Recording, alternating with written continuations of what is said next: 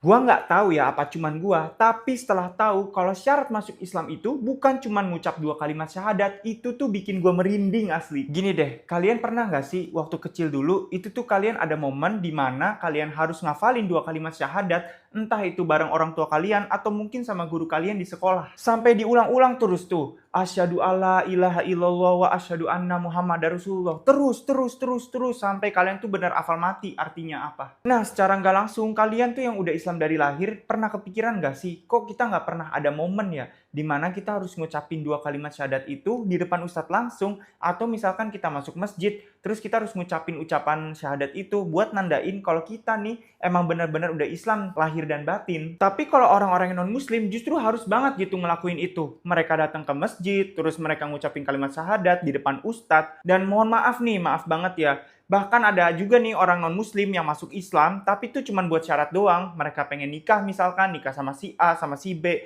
Ya udahlah, yang penting gue bisa nikah sama orang itu, gue masuk Islam. Jadinya tuh mikirnya kayak gitu. Dan surprisingly itu pernah kejadian di lingkungan gue. Dan gue pernah ngeliat sendiri orang yang kayak gitu tuh kayak gimana. Nah, gara-gara itu tuh gue jadi sempat mempertanyakan, apa benar dengan mengucapkan 2 kalimat syahadat itu kita udah otomatis masuk Islam? Dan ternyata tuh enggak, guys. Ustadz Khalid Basalamah tuh pernah bilang di salah satu kajiannya, kalau kita cuma ngucapin 2 kalimat syahadat aja, tapi kita nggak tahu maknanya atau nggak bisa meresapi apa artinya, alias kita nggak punya tauhid, itu di mata Allah kita cuman omdo doang. Jujur itu tuh yang bikin gue masih merinding sampai sekarang. Kalian bayangin deh kalau misalkan ya kalian ini udah Islam tapi belum dianggap Islam sama Allah karena mungkin masih suka percaya sama zodiak, atau mungkin masih suka percaya tahayul, atau mungkin lagi nih ngelihat hasil-hasil dari tipe kepribadian atau apapun terus kita percaya 100%. Padahal ya memang sebenarnya boleh ada beberapa yang kita percaya dari situ, cuman nggak boleh ya sampai semuanya kita percayain. Harus tetap mikir bahwa Allah tuh yang lebih tahu tentang kita. So, menurut kalian apa yang bikin seseorang ini bisa dianggap Islam oleh Allah? Mungkin ada yang gue perlu tahu lebih lanjut, tulis di kolom komentar, kita saling sharing. Insya Allah Pak Ite. Kemana aja Ustadz nih? Jadi selama ini saya terutama seperti mendapatkan amanah dari para tuan guru dan para mualim, para syekh kita, para mudarits, untuk kalau bisa mengadakan percakapan, ngobrol dengan saudara kita, terutama Kristen, yang tempatnya menjadi berita nasional, contoh Gereja Cidahu, lalu beberapa gereja lain yang juga mendapatkan sorotan nasional karena terjadi intoleransi. Tapi masalahnya ada perizinannya apa enggak itu? Siapa? Gerejanya? Ya, sudah pasti tidak ada. Oh, tidak ada. Ya kalau tidak ada terus bagaimana dibilang intoleransi? Kita datang ke sana untuk memunculkan bahwa intoleransi bagi umat Islam itu tidak pernah terjadi. Gitu. Itu poinnya. Itu poinnya. Masya Allah. Gitu. Berarti kalau mau istilahnya melakukan sesuatu ya tinggal sesuai prosedur aja gitu Ustaz. Iya, nggak usah mengada-ada lah gitu ya. Jangan playing victim lalu mulai pakai triki-triki kayak di Tanjung Priuk gitu kan. Kalau mau masukin kontainer pakai triki, jangan gitulah. Kalau memang itu rumah kontrakan, jangan bilang itu gereja. Kalau di situ cuma 10 orang, 2 kakak, jangan bilang kami tidak diberikan izin. Ya bagaimana diberikan izin? Ya tinggal urus aja kan izinnya. Urus saja. Enggak, kita kalau mau ke gereja kita jauh dari sini. Kenapa denominasi lu banyak? Santai saja. Saya selalu bilang gitu. Ya kan? Jangan bikin nggak suka sama pendetanya, bikin denominasi baru. Nggak suka sama penatua diaken, bikin denominasi baru. Nggak suka sama pemain piano gereja, bikin denom baru. Pemain piano yang nggak suka digebukin. Jangan gitu, itu gua itu. Bukan maksud gua, bukan dia sebenarnya. Kalau ada temen gua di Bogor, ada, jauh. Sama masuk kolong mobil tuh katanya. Astagfirullah. Alhamdulillah, Ustadz Kainama, Masya Allah ya, lama ya kita nggak denger ilmu dari Ustadz Kainama. Masya Allah, enggak lah. Ngomong-ngomong udah nonton Odyssey belum? Bengong Film. ditanyain. Film Film. Odyssey, film anak muda. Film Hollywood sekarang masih main di Odyssey. bioskop-bioskop sekarang. Odyssey. Sutradaranya Christopher Nolan. Wow, ya. Nah, udah belum nonton? Belum. Oke. Denger aja baru sekarang. Oh, baru dengar? Baru. Nah, hati-hati kalau nonton film itu, Tan. Oh ya, kenapa? Nanti jadi inget zaman dulu. Zaman dulu apa? Nah, zaman dulu baca, oh ada perumpamaan kebun anggur, ada yang diurapi kakinya. Oh, itu Odyssey-nya Homer. Iya. Homer, tapi bukan film, novel. Apa? Bukan novel ya, Ini. apa? Buku. Homer the Iliad, the Odyssey. Homer and Iliad. Oh, Homer. Masya Allah, satu paket dia punya. Masya Allah. Kalau nonton film itu, Ya. Tat, Ya. hati-hati. Ya. Kenapa tuh? Jadi inget gini, kalau makan babi, jangan-jangan tuh jelmaan temen kita gitu.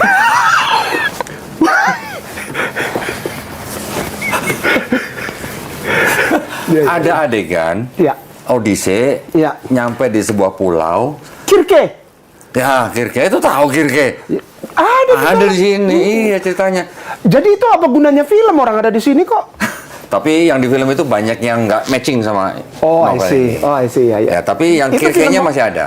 Filmnya modern. Film modern, Hollywood. Oh, Masya Allah. Oh, yang main pemain-pemain Hollywood yang Masya Allah. top lah pokoknya lah. Kirke. Kirke dari bahasa sebetulnya itu Eropa apa namanya, Saxon. Jadi apa? Orang-orang kulit putih ya. Ya. Caucasian. Ya, Caucasian. Caucasian ya. Itu yang berarah ke Prancis tua. Kirke itu nama Dewi itu dari kata Kirke ini nanti church. Oh, oke. Kerk bahasa Ya, ya, Belanda. ya. Oh, Kerk. oke. Dari Kerk. Kirke Dari Kirke. ke church. Oh iya, Oh. memang alurnya begitu kok. Ya, ya, ya. Jadi kalau dicari akar kata yang paling ujung dari church Ke itu Kirke. Kirke, bukan eklesia, bukan. Oh, Nanti ada bahasa Jermannya Kirke juga, Oke. Kirkeinen, Kerken, orang Belanda bilang, ya kan? berarti penyihir. Rumah penyihir aslinya. Rumah penyihir. Oh iya, rumah penyihir. Rumah berhala, rumah penyihir. Rumah berhala. Kirke itu kalau Inggris sebetulnya sebelum jadi church itu jadinya circle Circle. as a circus, sirkus. Oh. Tempat kumpulan-kumpulan hewan yang menurut kepada satu orang. Oh, Nah, itu kan Kirke. pantesan. Kirke itu perempuan kan, seksi. Iya, iya, iya. Lalu ada laki-laki yang nafsu sama dia, ingin menyalurkan hasrat.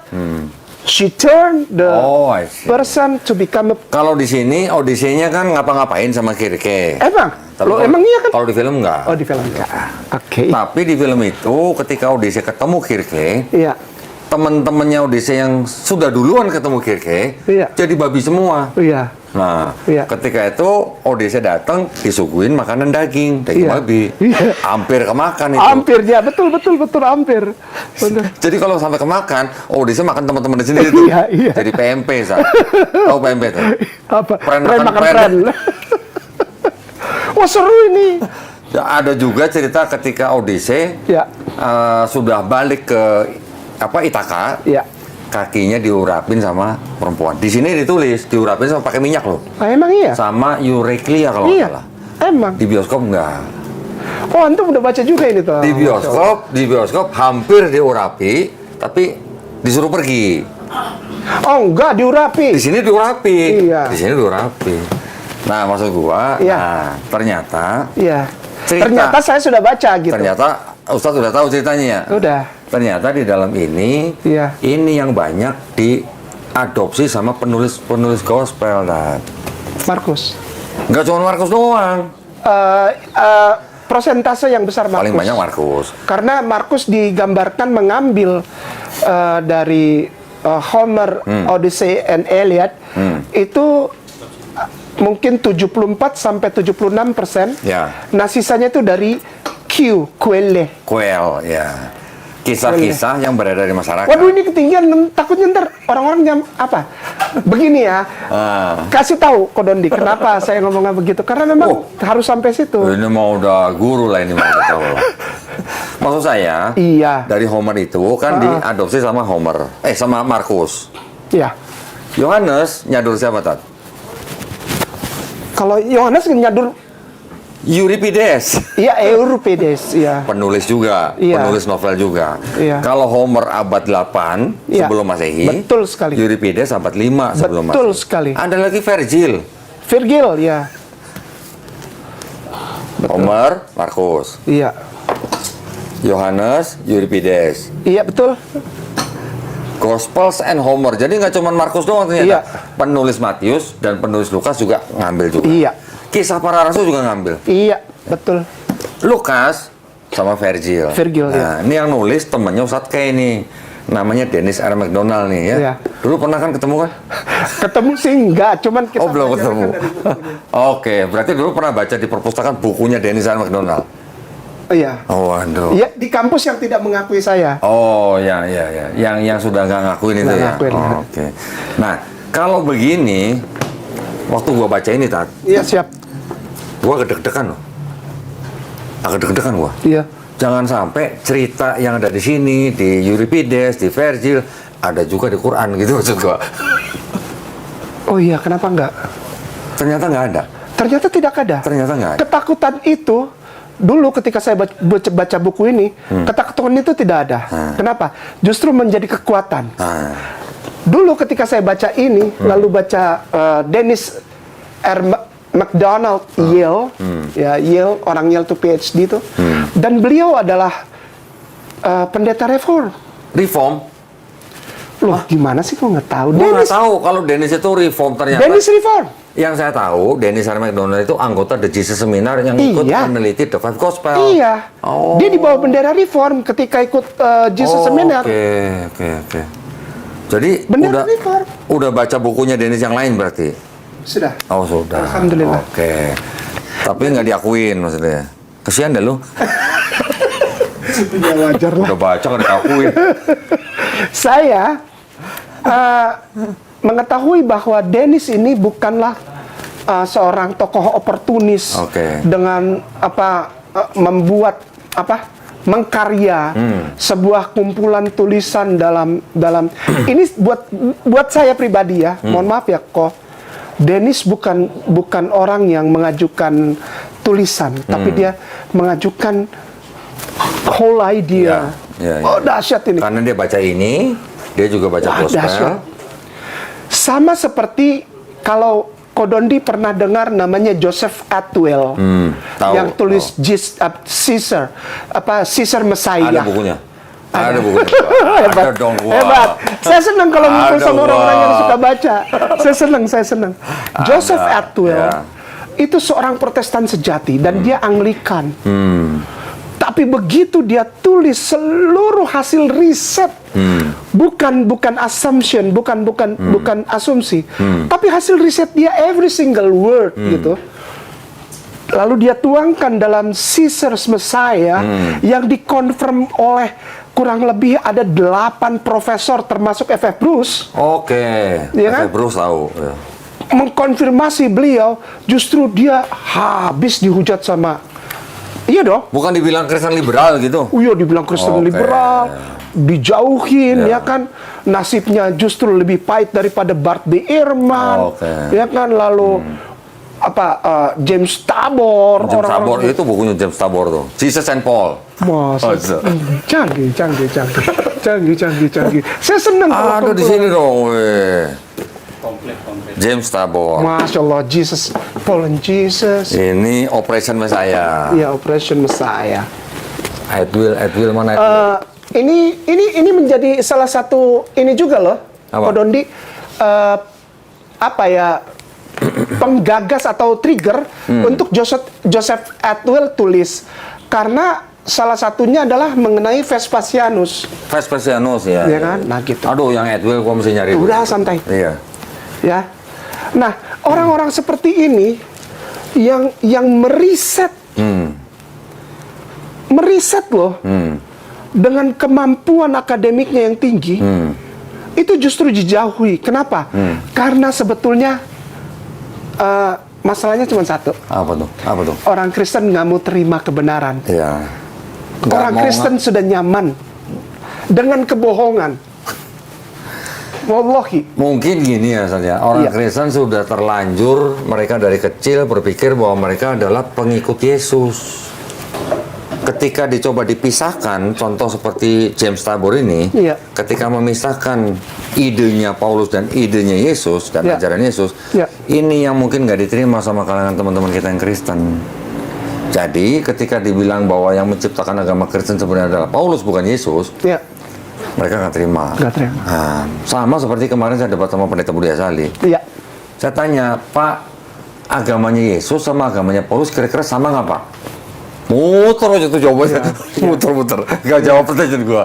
Iya, pasti. Terus ketika gua tanya lagi, Pak, ajarannya Yesus yang beda dengan ajarannya Paulus. Walaupun Paulus ngaku menerima wahyu dari Yesus, Ha, itu berarti Yesusnya yang ngasih tahu Paulus itu Yesus yang beda atau Yesus yang sama tapi pelin-pelan?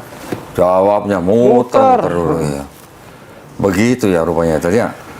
ada seperti pesan yang ditanam kepada mu'alaf yang memiliki pengetahuan kristologi. Kristologi, orang selalu memandang bahwa kristologi ini milik Kristen. Oh enggak. Enggak. Kenapa? Karena orang Kristennya nggak pernah pakai kristologi. Iya. Orang Kristen selalu pakai asumsi. Enggak, orang Kristen pakainya Paulinologi. Itu pun kalau mereka juga tidak tahu Paulinologi. Oh, nggak tahu juga ya. Tidak tahu. Berarti apa Mereka gerejalogi berarti? bukan gerejalogi, Gerejalogi. nyamanologi. Oh, nyamanologi. Nyamanologi. Apa lagi? Ilmu apa lagi tuh? Ilmu nyaman berarti? Ini nyaman. Oke. Kalau dia merasa nyaman, this is my faith. Oke. This is my religion. Jadi religion mereka sebetulnya bukan pengikut Kristus. Jangankan pengikut Kristus, pengikut Paulus pun bukan kok. Ada yang dimodifikasi sama gereja. Banyak. Contoh surat-surat Paulus pun. Ya. Ketika masuk ke abad-abad 8, 9 sampai 10, pemalsuan surat Paulus juga banyak kok. Banyak. Dari 13 surat Paulus, ternyata sekarang menurut sarjana-sarjana perjanjian baru sendiri, cuma 7 tadi yang ditulis. See? Itu kan sakit namanya. Yang 6 ditulis oleh Paulin. Bukan perempuan ya, bukan. Bukan pengikut Paulina. Pengikut. Orang-orang yang mengikuti pemikiran Paulus. Paulus. Sama kayak Johanin. Nah, Johanin, Johanin. ada Paulin. Gitu. Jadi saudara kita Kristen ini banyak terpengaruh oleh para yang sekarang ini ya kok, maaf ya. Yang sekarang ini banyak terpengaruh dan mendengarkan YouTuber Kristen, TikToker Kristen, apologet Kristen, pendeta-pendeta Kristen yang mengeluarkan statement tapi hanya untuk kenyamanan. Nah, Ya, berkat. contoh kembali lagi, jangan ditinggalkan pembicaraan kita pertama. Apa tuh? Ini. Oh ini, ya. Gitu. Yang sekarang lagi lakukan yang pendeta berkat ya berarti ya? Nggak harus. Oh iya. Harus. Nah, balik lagi ke situ. Iya dong. Ternyata ini adalah bukti-bukti Iya. bahwa Quran surat Al Imran 78 itu benar. Allahumma sholli wa sallim wa barik alaik. Mereka mengaku ini berasal dari Allah. Ternyata bukan berasal dari Allah. Iya. Gua waktu baca ini, gua agak dak-dikduk. Iya. Jangan sampai, kan ada cerita di Bible, ada yang sama dengan Quran. Iya. Ya kan? Yesus atau Nabi Isa di Bible dan di Quran sama-sama menyembuhkan orang sakit. Iya. Ya. Sama-sama membangkitkan orang mati. Iya. Sama-sama lahir dari perawan suci. Betul. Ya kan? Ya, perbedaannya nanti di Bible Yesus dibunuh dan disalib, Iya, di iya. Quran tidak dibunuh dan tidak disalib. Tapi ketika baca ini, banyak cerita-cerita di sini yang sama dengan di Bible, tapi alhamdulillah di Quran nggak ada. Allah Akbar. Di Bible, Yesus memberi makan 5.000 orang. Di mana ya? Pokoknya di 4 buku ini, Nestor memberi makan Betul, Nestor. 4.500 orang. Iya. Bener. Bener Nestor. Yesus ketika dibaptis, Roh Allah turun menjadi seperti burung Iya. merpati. Ini? Dewi Athena Iya. turun seperti burung. Iya. Makanya itu di koinnya kan ada. Koin Homer. Di sampingnya ada burung merpati. Telemachus, anaknya Odysseus. Betul. Disebut apa? My beloved son. Iya. Nah, Yesus disebut my beloved son. Yesus berjalan di atas air. Iya. Dewa Hermes berjalan di atas air. Betul. Iya. Ya, Dewa Hermes berjalan di atas air. Apa lagi? perumpamaan kebun anggur, Iya. ya itu juga ternyata sama dengan apa global story-nya Odyssey. Iya. Ya, pergi terus akhirnya apa namanya dikhianati sama orang-orang yang mau menikahi Penelope gitu kan. Iya. Yesus juga begitu kan, apa namanya di Bait Allah orang-orang pada berjualan dan segala macam. Mirip-mirip gitu ceritanya. Iya. Ya. Nanti ada lagi kisah pembunuhan Yohanes Pembaptis, ada juga. Yesus masuk ke dalam kota Yerusalem, ada juga. Ada lagi contoh ya, ini contoh ya. Ini yang di sini yang banyak nih. Di kisah para rasul juga ada. Paulus ketika membangkitkan seorang pemuda namanya Eutikus yang mati, ada juga ternyata ceritanya. Iya, yang jatuh dia ketiduran. Jatuh dari lantai 3, di sini juga ada ceritanya. Iya. Mirip ceritanya gitu. Jadi berarti orang pada zaman itu di abad pertama yang nulis gospel, berarti mereka semua sangat-sangat terinspirasi dengan novelnya Homer, Euripides dan Virgil. Untung udah mualaf ya kita. Allahumma sholli wa sallim wa barik alaik. Allahumma. Contoh Bapak Gereja Tertullian. Contoh ini. Tertullian itu 185 sampai 255 apa 235 gitulah. Tertullianus orang Kartago, Afrika ya. Afrika Utara. Tunis, sekarang Tunisia. Itu dia menjadi cikal bakal ya. Memang sebelum selain dia juga ada yang bilang mengenai Trinitarian apa? Idea. Apa Trinitas, ide-ide Trinitas memang ada yang lain. Tapi orang tuh lebih fokus ke Tertullian, betul nggak? Nah, ternyata ide dasar dari ketiga yang Esa ini tres persona una substantia itu datangnya dari Stoik. Stoik kan? Ada juga. Ya kan? Pengaruh Stoik. Pengaruh Stoik dan itu sangat besar. 80% bayangin. Iya dong. 80% ya. 80% itu. Terus? Yang tulis apa? Ya Bapak Gereja selanjutnya. Eusebius kan yang tulis. Tunggu. Di Sebelum buku Tertullianus, Historia. sebelum Tertullianus ada Bapak Gereja namanya Paulus. Terus kemudian satu lagi di antara Paulus dan Tertullianus siapa ya, lupa gua. Ignatius. Ignatius juga sudah melanjutkan idenya Paulus bahwa Yesus ini punya substansi yang sama dengan Bapa, tapi belum setara. Tidak setara. Betul. Ketika ke Tertullianus, yang tadi Ustadz bilang, 3 pribadi, 1 hakikat, Tertullianus sendiri masih ngomong belum setara. Iya. Belum. Betul. Baru Athanasius yang co-equal dan co-eternal. Iya, karena dia melawan Arius. Iya. Nah, jadi Tertullian ini ada satu yang paling dia mempengaruhi dia dengan tres persona una substantia ini adalah filosofi Stoa yang berada di dalam lingkup orang-orang penyembah Janus. Bahkan ketika Konsili Nisea 325, beberapa uskupnya itu malah ada yang bilang atau ada yang nulis beberapa uskup yang ikut Konsili Nisea itu adalah tadinya penyembah dewa Serapis. Ya. Masuk akal. Yang di Mesir. Iya. Yang di Mesir. Itu anggur itu sama itu roti. Nah, dewa Serapis kan diangkat jadi Tuhan ketika zaman Raja Ptolemy. Nah, di Mesir kan tahun 305 BCE. Iya. 325 Yesus. Nah, sebagian uskupnya adalah yang tadinya menyembah dewa. Jadi kata-kata uskup di situ sering disalah terimakan, bukan salah artikan, salah diresap, salah. Menggambarkan bahwa semua di situ sudah Kristen, sudah Katolik, salah. Belum. Di sana ada Zoroaster masuk, di sana ada penyembah Sol Invictus, Mitras, di sana ada penyembah Janus, di sana ada penyembah Apordite. Itu kan kuilnya yang menyumbang juga buat Paulus itu kan lewat si Aphroditus. Aphroditus bener ya? Ada Aphroditus karena dia kesayangan Aphrodite. Dia penjaga kuil Aphrodite, tapi namanya masuk di Bible. Aphroditus itu. Apa itu? Yang hijau. Jesus walk on the water. Hermes walk on the water. Ada loh nih. Ini audisi berapa ada loh. Tadi ada Nestor di sini. Iya. Ada ininya. Iya. Masya Allah wasulullah. Ya, jadi alhamdulillah Ya. dengan belajar sedikit ternyata kita bisa malah menguatkan iman kita. Amin ya Allah insya Allah. Karena di Quran ternyata nggak salah. Ya. Ternyata yang di dalam kitab mereka itu mereka mengaku dari Tuhan, firman Ya. Tuhan, Ya. tapi ternyata bukan, ternyata dari novel. Ya. Nah, kalau novel disadur itu jadi kitab suci gimana tuh? Sadur menyadu. Namanya mimesis. Ya, betul. Wih, Ustadz pintar ya tahu ya.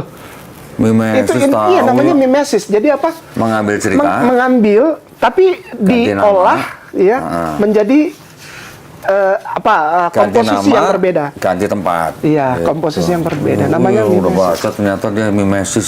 Namanya mimesis itu. Oh, enggak, emang istilahnya itu. Metodenya. Iya, metodenya mimesis. Yang kuning. Eurycleia washed Odysseus' feet and anointed him generously with oil. The woman washed Jesus' feet and anointed them with perfume oil. Yang kuning. Yeah. The changing of water into wine was Dionysus, betul. Signature miracle. Emang benar Dionysus. Emang siapa yang bilang bukan? Yeah, According Dionysus. to Rudolf Bultmann, every year on the day of the Dionysus feast, the temple springs in Andros and Theos were said to have poured out wine instead of water.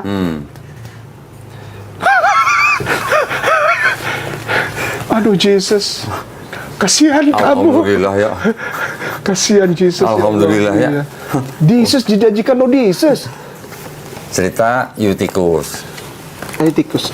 Odysseus and crew left Panjang Troy. juga. Paul and crew stopped the Troy, having left. Benar memang. Iya, benar, panjang. Meninggalkan Achaia to sail back to Jerusalem. Narration in first personal plural after sojourn of Odysseus ate a meal after sojourn. The believer of Paul ate a meal. Disaster came at night. Disaster came at midnight. The crew slept in Kirke and halls. There were plenty of lamps in the upper room. Aduh, iya, Masya Allah. Ya, alhamdulillah lah pokoknya. Saya hampir tiap hari, Ya. terima tamu seperti tadi anak muda itu. Ya, ada yang arahnya ke ateis, ada yang ke arah ke Kristen dan sebagainya. Ya. Kalau yang ke arah ke Kristen, ketika gue tunjukin gini, rata-rata mukanya pada bengong. Gitu loh. Iya. Hah, ternyata ada di mitologi Yunani. Iya. Cerita-cerita dalam Bible, merubah air jadi anggur, berjalan di atas air, kebun anggur, dibaptis dan sebagainya. Ya. Ketika tahu, Speechless. gue tunjukin ini juga. Allahumma Ini ada novelnya loh ya, Iya. bukan nggak ada novelnya loh. Jadi penulis buku ini bukan ngarang, Iya. dia bandingkan novelnya dengan gospelnya. Kok ceritanya ada yang sama, ada yang mirip. John Atwill menemukan cerita tebarlah jalamu. Itu sebetulnya itu adalah kejadian ketika Titus masuk. Putranya Vespasianus. Ya, Titus ketika masuk 70 menghancurkan- Masehi. Dan mulai dari peristiwa Galilea itu terus sampai ke Yesus naik keledai masuk ke Yerusalem, itu adalah peristiwa harian catatan harian Daily journal. daily journal dari Titus dan pasukannya. Oh gitu. Joseph Atwill. Berarti- Maka itu ketika saya tahu Joseph Atwill kan ini duluan daripada Joseph Atwill. Ketika saya baca ini Dennis nih punya kerja nih. Saya bilang, profesor nih. Ini orang hebat nih, bukan main-main ini. PhD, bos. Ya. PhD, Gue juga bos. PhD terus Apa tuh? perhitungan dagang. PhD. Boleh dong perhitungan dagang dong. Nah, yang paling menyolok adalah antum punya ini nggak? Yohanes 1 sampai 1 aja deh. Yohanes 1. Yohanes. Nah. Yohanes 1 aja tapi dalam Latin ada nggak? Latin. Iya. Latin. Enggak usah. Buka di ini. John 1. Iya, nanti biar di nanti pemirsa juga bisa ditampilkan insya Allah. Nanti kita tampilkan. Vulgate, Latin Vulgate. Gua Vulgate-nya ada, cuma udah terjemahan bahasa Inggris. Enggak. Latin Vulgate, John 1. Kayaknya ada Latin. Udah, nanti aja carinya. Oke. Biar cepet. Latin Vulgate, John 1:1. Ya. Ini ya. In principio Iya. erat verbum et verbum erat apud deum et deus erat verbum. Et Deus. Et deus, ya. Erat verbum. In Terus? principio, itu kan pakai dinyanyiin kan? Ya. Nah, udah. Deus ya. Deus ya. Oke. Sekarang etimo online. Etimonline tulisannya ETYMONLINE. Etimonline. Ada. Ada Etimonline? Ada. Iya. Deus. Iya. Berarti kita cari Deus. Ketik aja, kan ada kotak situ. Deus. Deus. Oke. Mana tadi? Bentar. Tadi kotaknya hilang. Ulang lagi aja. Search. Deus. Nah ini. God, a God. Ya, Dewa, God, dewa. a God. Dewa. Mid 13th century in French and Latin salutations and exclamations in English works. See Zeus. Terusin. Gua nggak tahu ya apa cuman gua, tapi setelah tahu kalau syarat masuk Islam itu bukan cuman ngucap 2 kalimat syahadat, itu tuh bikin gua merinding asli. Gini deh, kalian pernah nggak sih waktu kecil dulu, itu tuh kalian ada momen di mana kalian harus ngafalin 2 kalimat syahadat, entah itu bareng orang tua kalian atau mungkin sama guru kalian di sekolah. Sampai diulang-ulang terus tuh. Asyhadu alla ilaha illallah wa asyhadu anna muhammadar rasulullah. Terus sampai kalian tuh benar hafal mati artinya apa. Nah, secara nggak langsung kalian tuh yang udah Islam dari lahir pernah kepikiran nggak sih kok kita nggak pernah ada momen ya dimana kita harus ngucapin 2 kalimat syahadat itu di depan ustadz langsung, atau misalkan kita masuk masjid terus kita harus ngucapin ucapan syahadat itu buat nandain kalau kita nih emang benar-benar udah Islam lahir dan batin. Tapi kalau orang-orang yang non muslim justru harus banget gitu ngelakuin itu. Mereka datang ke masjid terus mereka ngucapin kalimat syahadat di depan ustadz, dan mohon maaf nih, maaf banget ya, bahkan ada juga nih orang non-muslim yang masuk Islam, tapi itu cuma buat syarat doang. Mereka pengen nikah misalkan, nikah sama si A, sama si B. Ya udahlah, yang penting gue bisa nikah sama orang itu, gue masuk Islam.